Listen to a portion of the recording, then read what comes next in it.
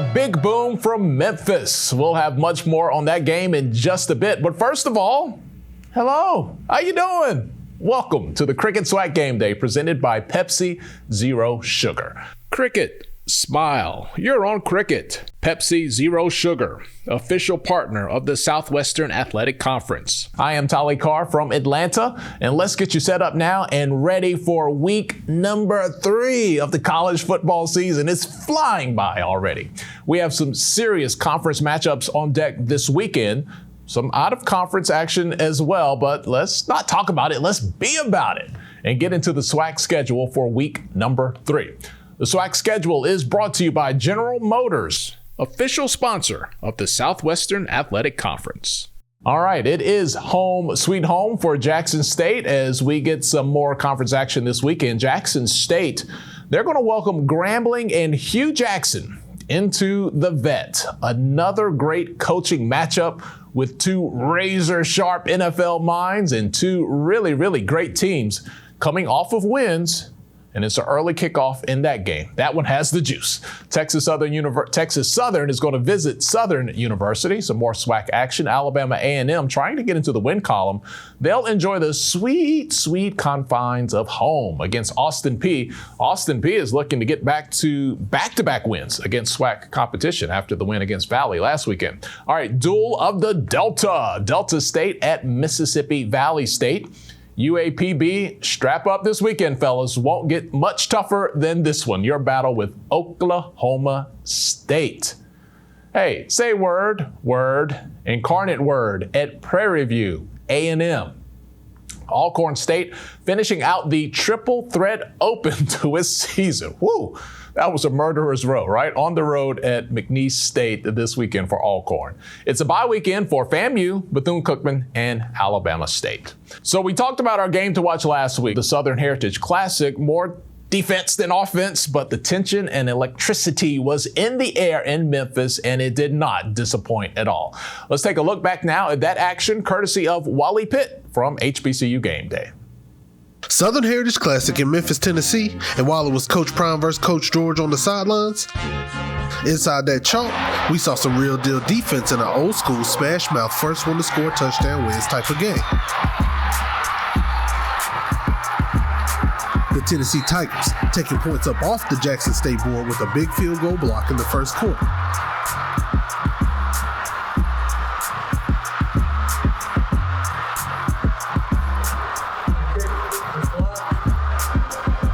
JSU took the lick and drove right back down to the red zone. Santee Marshall, it looked like 6 to me in the slow-mo, but it's ruled a fumble. And Tennessee State was out there snatching points like T.I. did Lauren London's chain in ATL.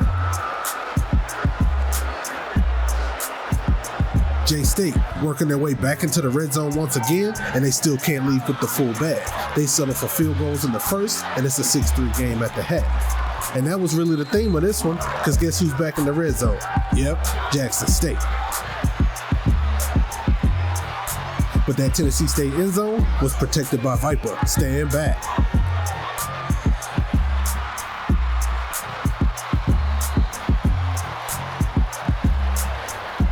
Big stops on 3rd and 4th and goal gives TSU some momentum, and the Tigers had Memphis on tilt.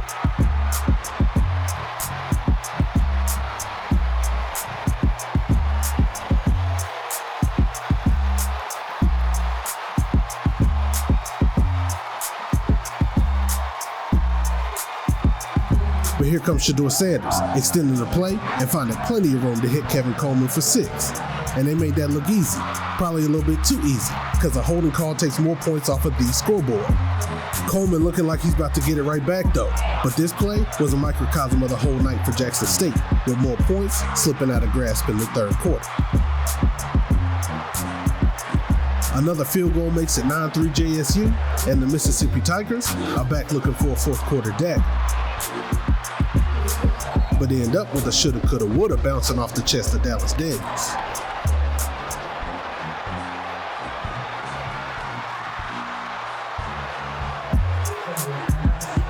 But that J-State defense was out there raw like a kale salad, bruh. 8 sacks on the night for the Tiger defense, and them boys was out there firing on all cylinders. Shedeur Sanders finding Shane Hooks for a big game, turn forced fumble and recovery for Gleason Sprewell, and TSU was looking to drive down the field and take the lead with 5 minutes left to play.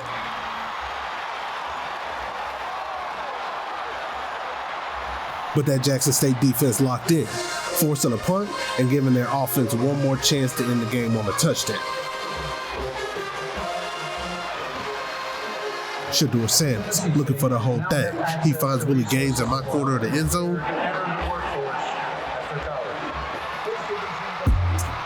27 yards, 6 points in this game, set, match. Jackson State taking home the 16-3 Southern Heritage Classic win in Memphis in front of 50,000 strong, and it's looking like both Deion Sanders and Eddie George are building something special in HBCU football this year. All right, thank you, Wally. Hey, FAMU has been on the hunt for a win this season, starting the year 0-2. And this past weekend, the Rattlers welcomed Albany State from the SIAC into Bragg Stadium. Our guy, Mr. FAMU himself, that's what I call him. He's everywhere. Wherever Rattlers are, you'll find Vaughn Wilson. He was at last weekend's game.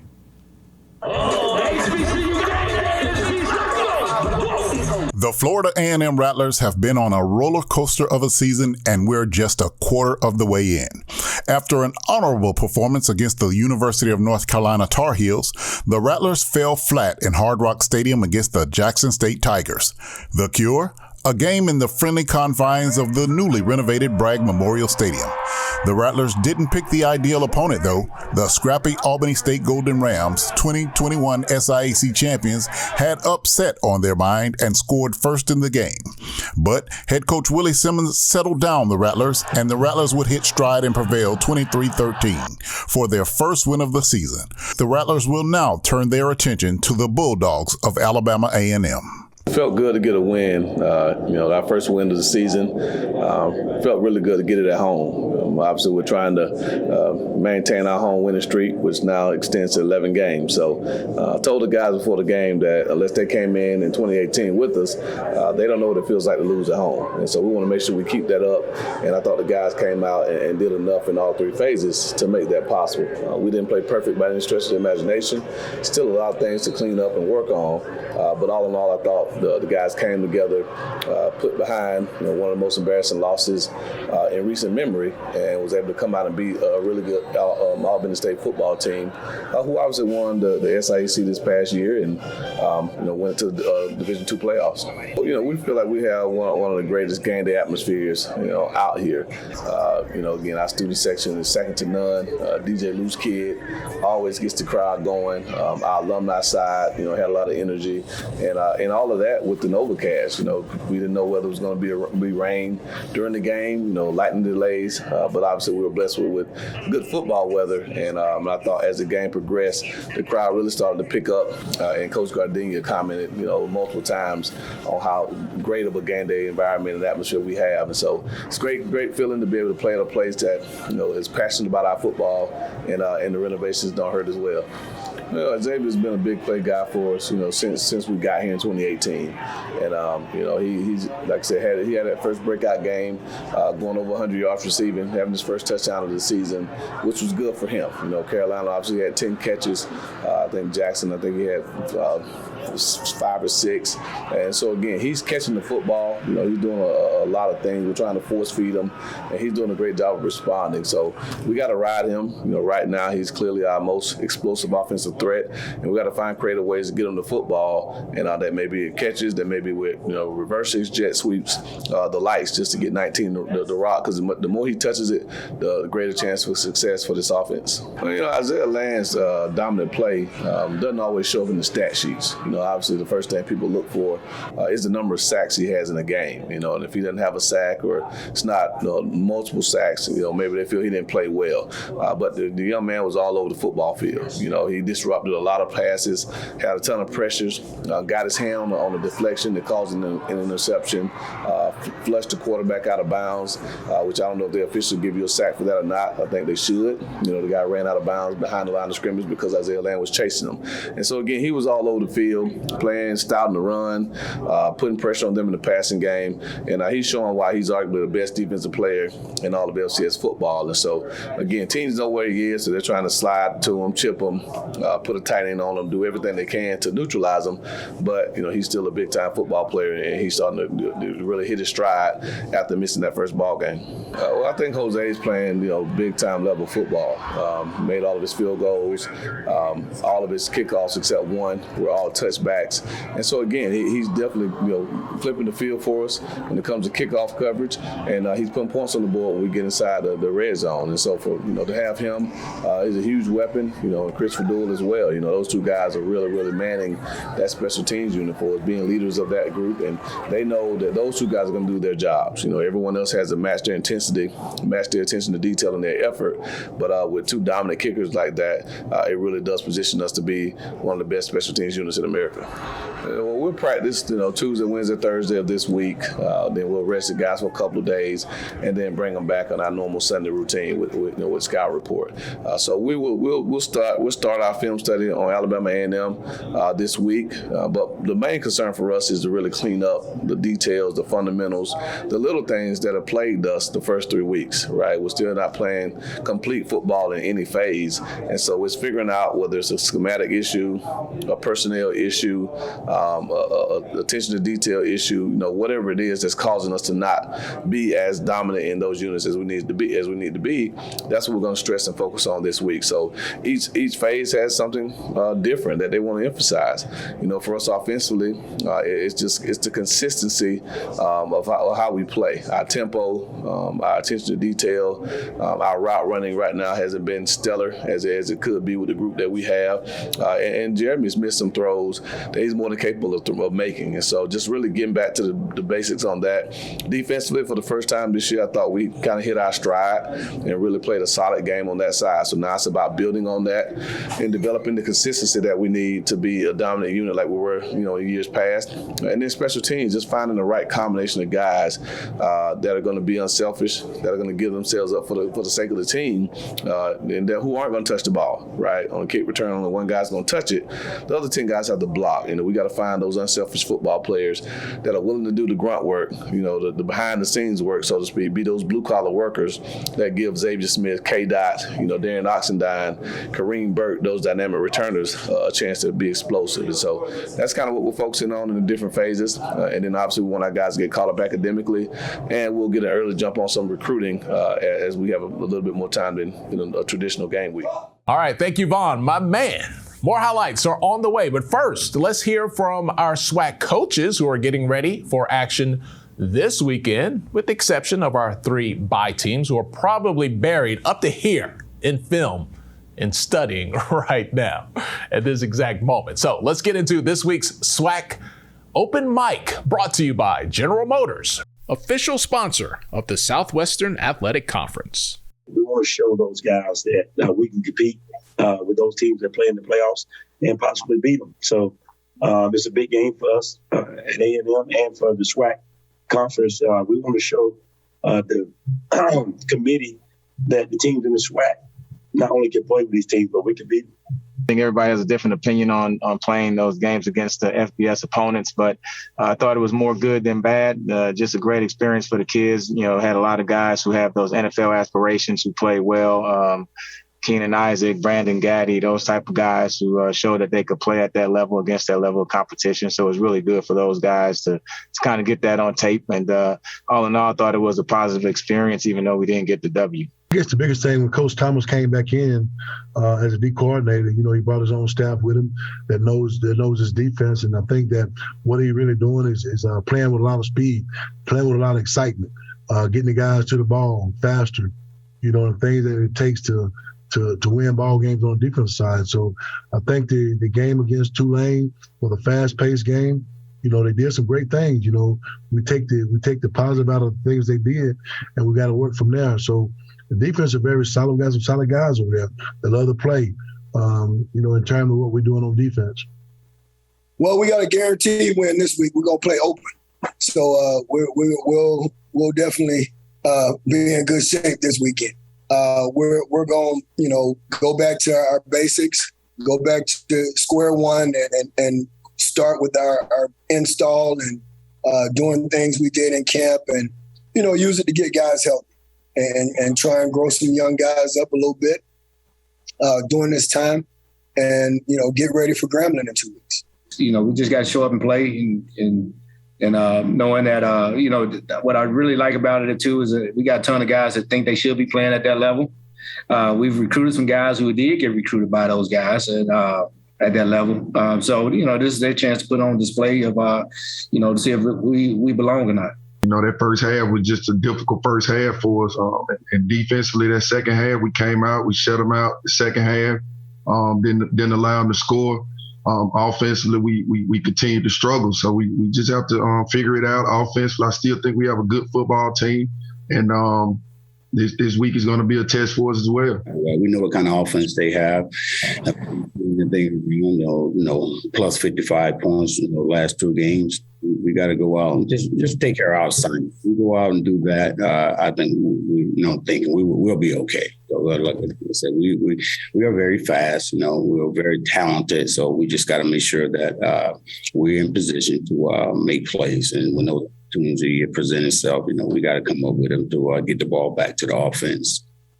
I thought it meant a great deal, for to see the Jaguar Nation still there. No, we didn't have our best performance. No, it wasn't a winning performance. But for the Jaguar Nation to be there and stand tall and proud and to cheer those young men on, that just lets you know right there what type of fans that we have, that they're here. They're 100% blue and gold, and you got to love that. That's one thing that I did mention in the locker room, that those guys our fans were still there waiting for us to come on with a cheering voice. So that's very, very pleasing. Yeah, this is a totally different Southern team than last season. So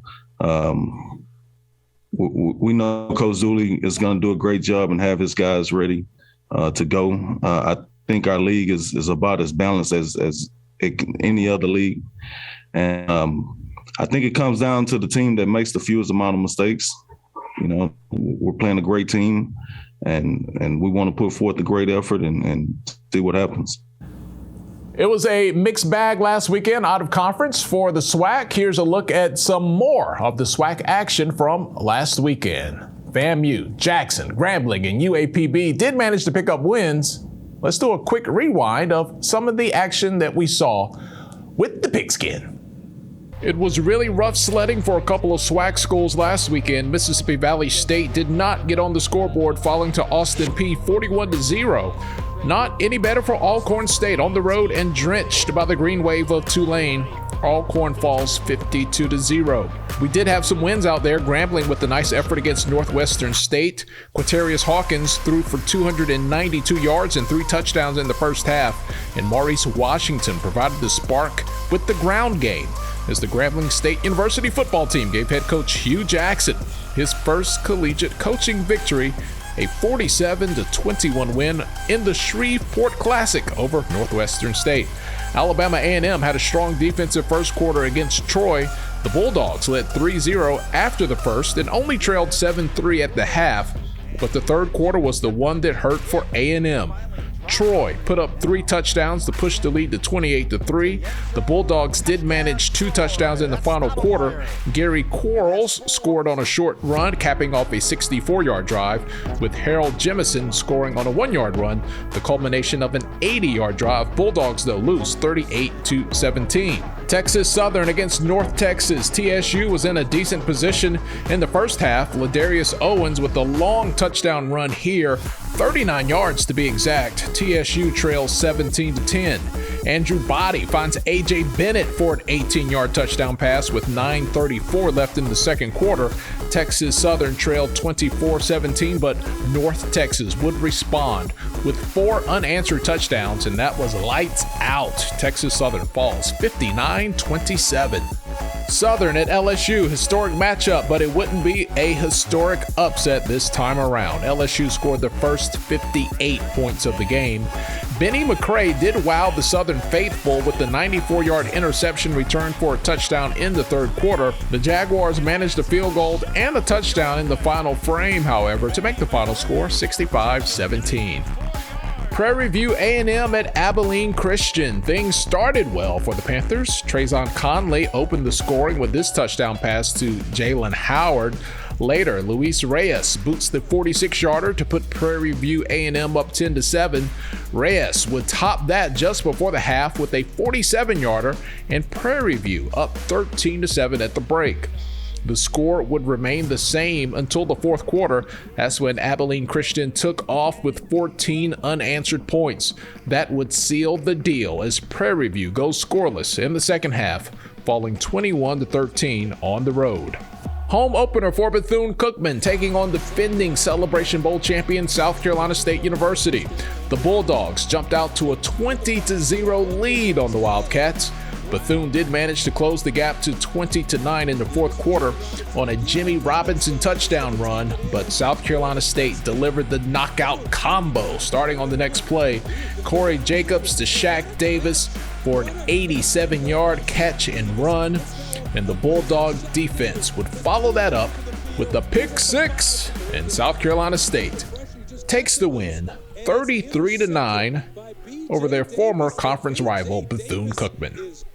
All right, it's award time. Here are our Players of the Week, as voted on by the league office. The Player of the Week awards are brought to you by General Motors, official sponsor of the Southwestern Athletic Conference. Congratulations to Grambling State's Quatarius Hawkins, along with Jackson State's trio of Niles Gaddy, Alejandro Mata, and Sivion Wilkerson, our SWAC Football Players of the Week. All right, our Offensive Player of the Week, Hawkins, he put on a showcase in the second quarter of Grambling State's game versus Northwestern State on Saturday.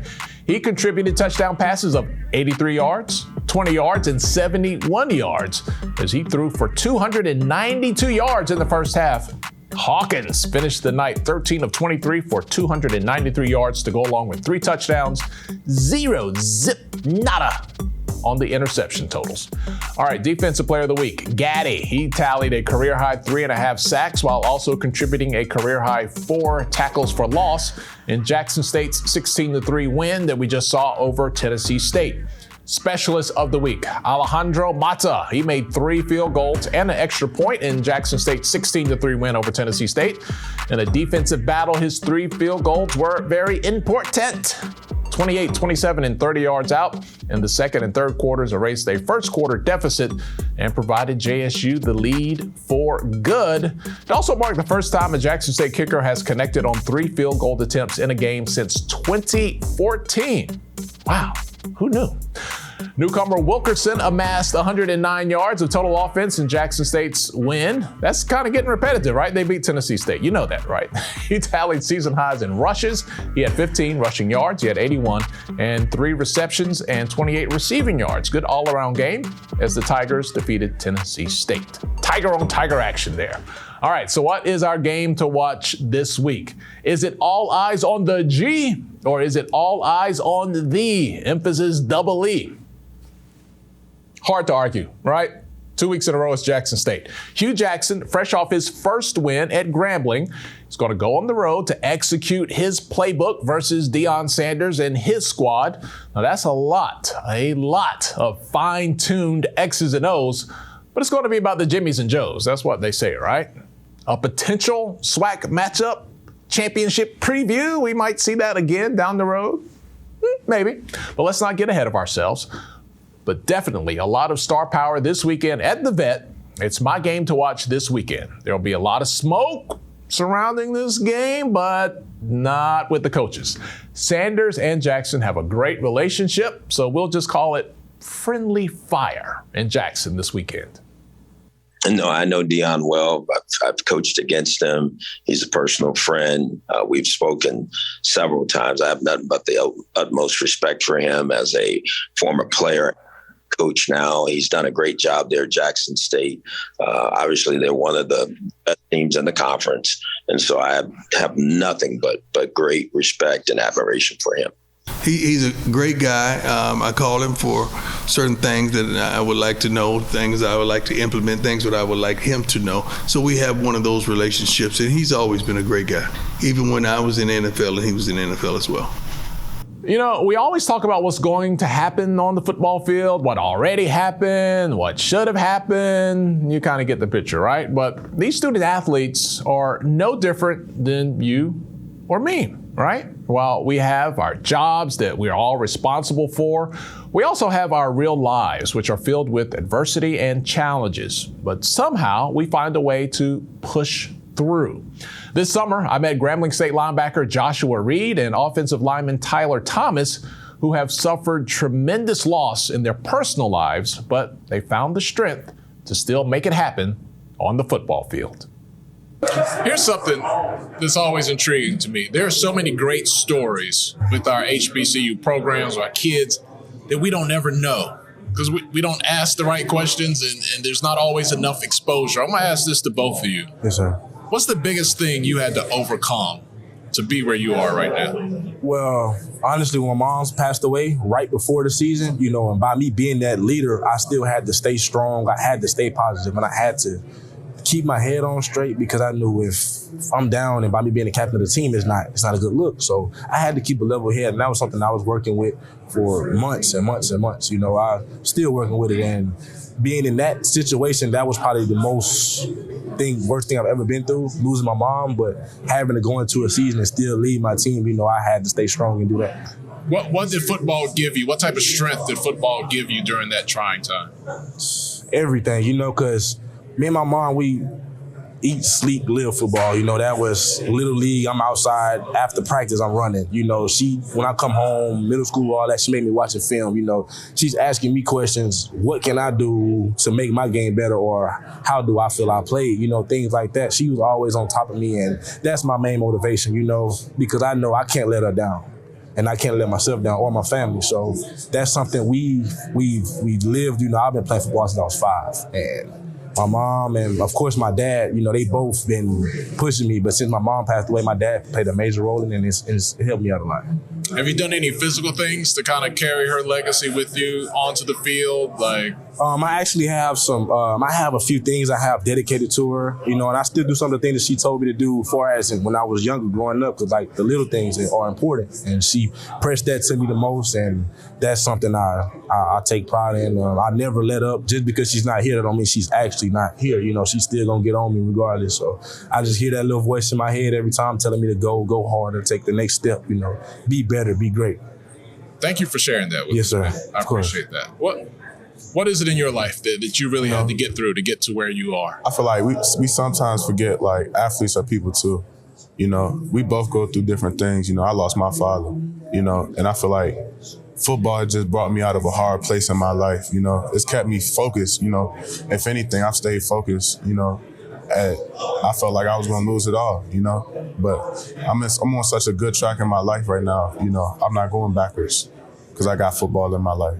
When did your dad pass away? I was 16 years old, so I'm 19 right now, so about 3 years ago. So you're right in the middle of high school, still trying to figure it all out. Going into my senior year.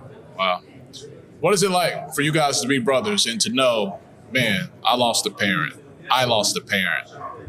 Let's bond together. It actually brings us closer, because at the end, we might need each other one day. We're not always around our other parents, so we have to look towards each other to lean on. And like I tell him, and just like you tell me, if he have anything to talk about, rather it's parents, life, anything, I'm here for him because I know he can't call his dad, just like I can't call my mom about certain things that I want to talk to some people about. So I just let him know that I'm there for him 100%, just like I know he's there for me 100%. And that goes to all of the 100 other players on our team. We have a bond, we're a family. So it's like anybody's going through something, then we all going through something. And I feel like we all stick together and pick each other up. How important is it to have that, to literally be Graham fam and to have that interconnectivity with all your teammates and brothers? It's an honor, I feel like Grambling is just a big family. Everybody wants to be around everybody. And then they just bring people in, I feel like me, Jay Reed, we try to do our best job as captains to make everybody feel welcome. We got a lot of guys coming from the West Coast, East Coast, who might not be from the down south area and might need some guidance down here, Especially dealing with the heat. Mosquitoes. Ooh, man. Mosquitoes some bad out mosquitoes there. to play linebacker. We don't know what to expect from you guys. There's so much moving parts, so many new personnel, new coaches. You tell us, what should we expect from you Championship guys? or bust. Championship. That's all I need to expect from us. We're here. We know what we have to do. Just like last year, we went through trials and tribulations. We turned the page on that. Now we starting something new. We know what we need to do. We know what we have to do. We learned from last year, and this championship was blessing. Are people sleeping on Graham? All of us sleeping on us very much. Very much. We appreciate that. We this because when we get to the end, it's at that time to announce who the dogs are and who the ones that supposed to hold that trophy up. Because the history itself speaks Grambling. This is our conference. This don't belong to nobody else. Grambling is we the stone. So we're gonna reclaim that, and that's what we're gonna be. All right, great meeting Tyler and Joshua this summer, and best of luck to those guys in this weekend's matchup. Really, really excited about that game and excited about what they're doing there at Grambling. Really, really great gentlemen representing Graham fam. All right, let's switch gears now. Take a look at the standings heading into the matchups this weekend. Let's start out in the SWAC West this time. Prairie View has the lone conference win in the division. UAPB, the only unbeaten team in the division. Southern and Grambling State, both of those guys sitting at 500 overall heading into the weekend. Alcorn State, Texas Southern, they are still looking for wins. All right, let's flip-flop over to the Eastern Division now. Jackson State unbeaten so far. Alabama State 2-1 after losing to UCLA. Can't blame them there, right? Bethune-Cookman, Alabama A&M, Mississippi Valley State all looking for wins. FAMU with the conference loss, but they are now 1-2 overall. All right, that's it for this week's edition of the Cricket SWAC Game Day, presented by Pepsi Zero Sugar. Hope you guys get to enjoy some SWAC football this weekend, and we'll see you right here next week.